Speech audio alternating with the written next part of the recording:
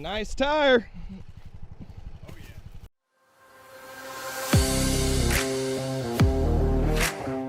All right, y'all, we are sitting on the airplane and we are heading out to Fort Myers, Florida.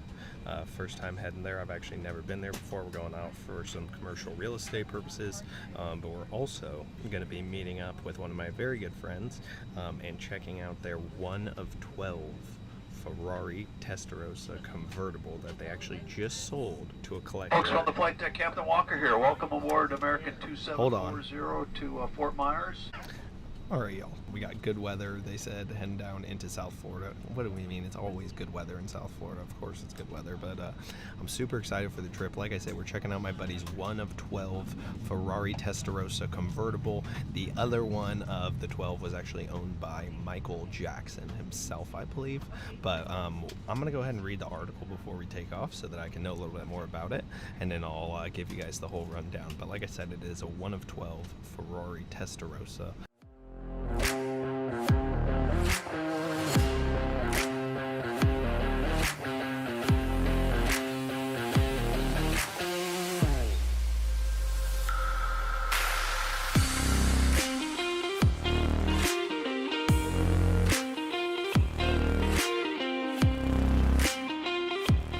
That's a bull and that's a bull. Hey, Oh, sir. you're so cute. I gotta get He's a you boy. this one. He's a boy. Oh yeah. Oh yeah. All right, guys. Oopsie. Behind me is a 2008 Lamborghini LP640 Murcielago. One of the most beautiful cars ever created by Lamborghini, with the 6.5 liter naturally aspirated V12 and a single clutch E-gear transmission. The shifts are absolutely violent, just like the Aventador. So let me grab you guys and show you a little bit around this amazing car.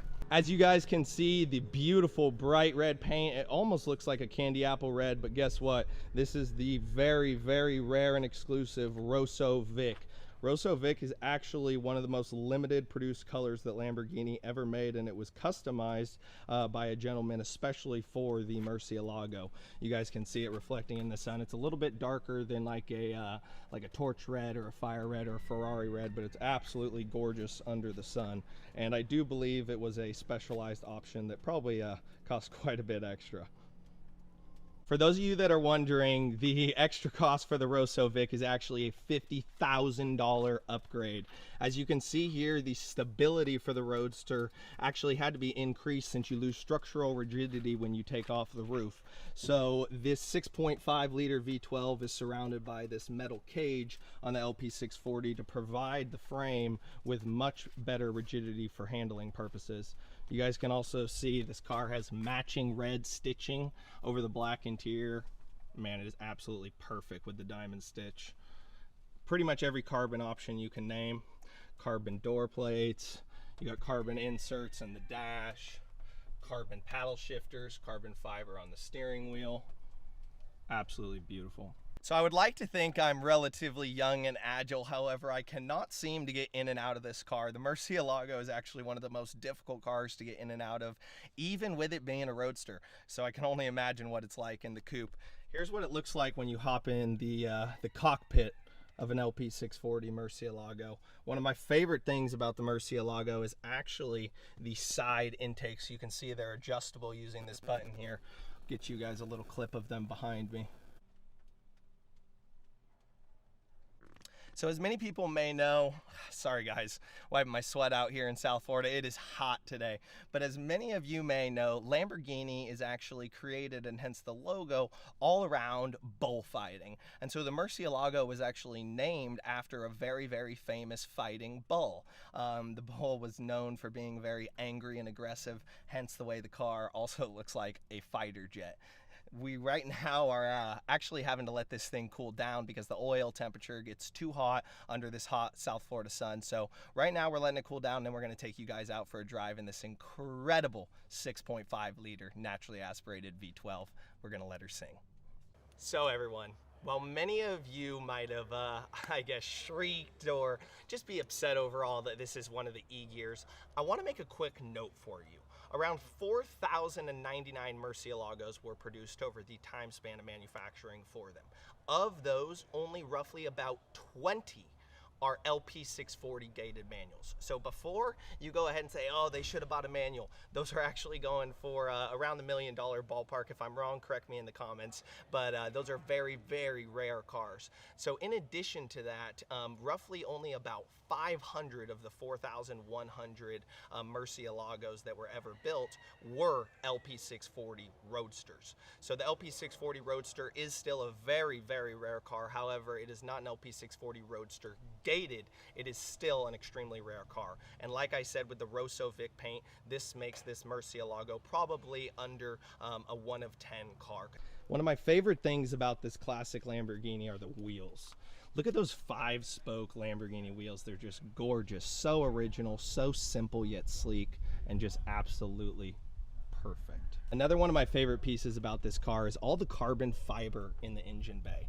You know, this is something that we're seeing in much more modern technology like the Senna and other McLarens that are starting to build actually the body using carbon fiber. So Lamborghini was really ahead of its time by already having carbon fiber in the engine bay for structural rigidity as well as looks. Now let's close down this engine bay and take this beautiful Roadster out for a drive in the Florida sun.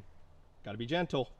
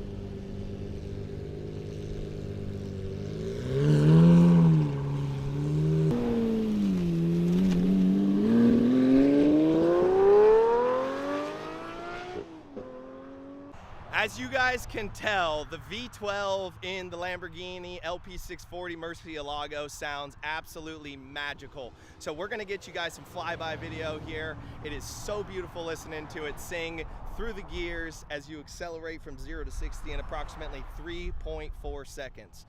Obviously, it's not like a modern day supercar, but nonetheless, you cannot beat that Lamborghini naturally aspirated V12.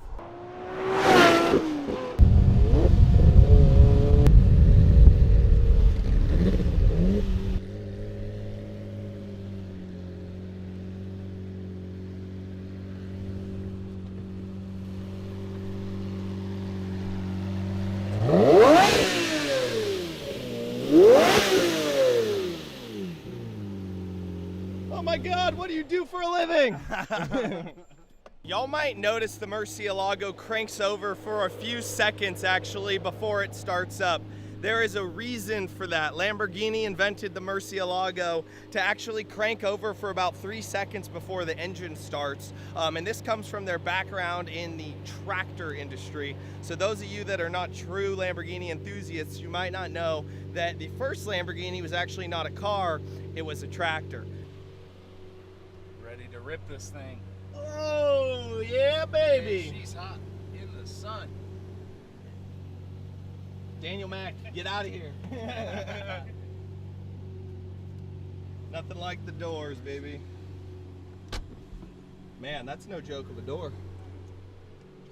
All right. Wyatt, tell us if we can hear you over the sound of the beautiful this engine. thing's a beast. What's your favorite part of this car? I think my favorite part's got to be the pretty dang hard shifts. A lot of people beat up the E-gear cars, but they're still fantastic cars. You know, everybody wants it gated, but... Oh, God.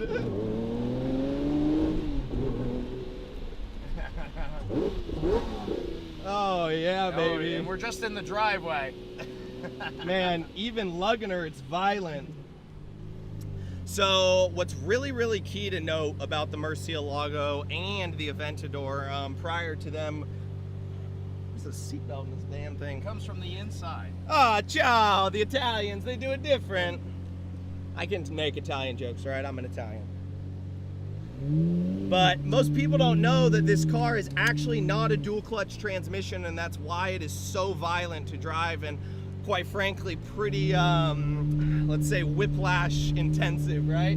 Definitely, definitely. So here we go, we're heading out in the South Florida roads. Actually, we're in Mexico, but we're gonna go get after it and show y'all what this thing's capable of. So believe it or not, in the beautiful year of 2008 in all its glory, they did come out with one good thing. The Murcielago has rev matching, Wyatt was just telling me, which I didn't know. That is a new feature in most cars to help the downshifts be a little bit smoother. But I was asking him if he was revving it, and he actually wasn't. The car automatically does rev match on downshifts. So we'll get you guys some clips of that as well once we get going, just waiting on some traffic.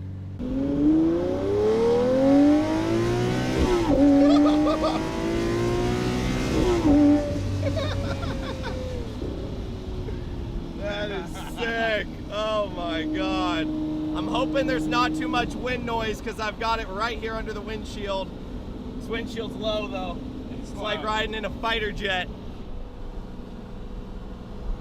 So my buddy Wyatt here is a huge car guy as well, and we both obviously love my new Z06, but it does not even compare to the 6.5 liter V12 in the Murcielago mixed with the single clutch. This thing is absolutely amazing. Just listen to it. That's only 3,500 RPMs. Fourth gear, 3, 2, 1. Oh!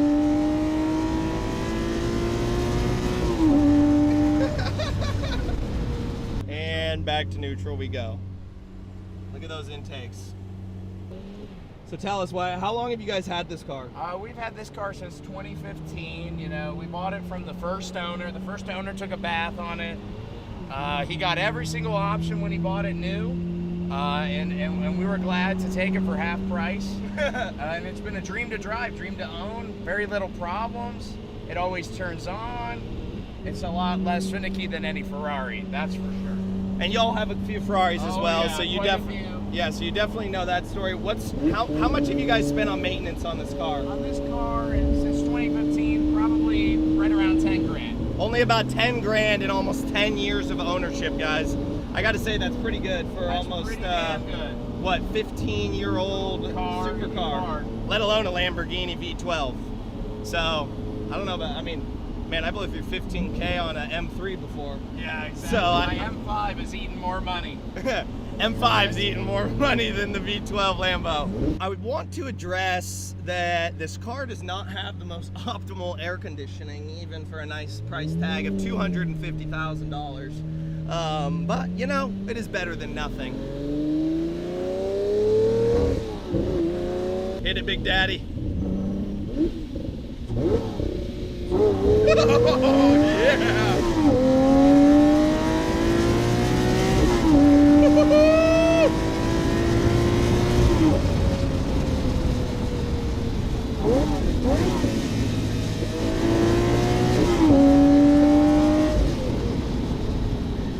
The smiles per gallon are optimum. Optimum. We're going down for the Lambo.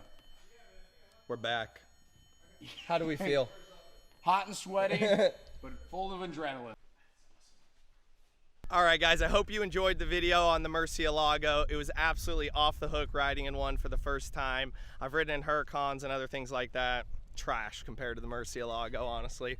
But you guys are gonna have to tune in for the next video. We're gonna be going over the Testarossa convertible. That's right, I said a convertible, even though there is none. So you're gonna have to stay tuned to find out exactly what I'm talking about. Press that subscribe button. We appreciate y'all.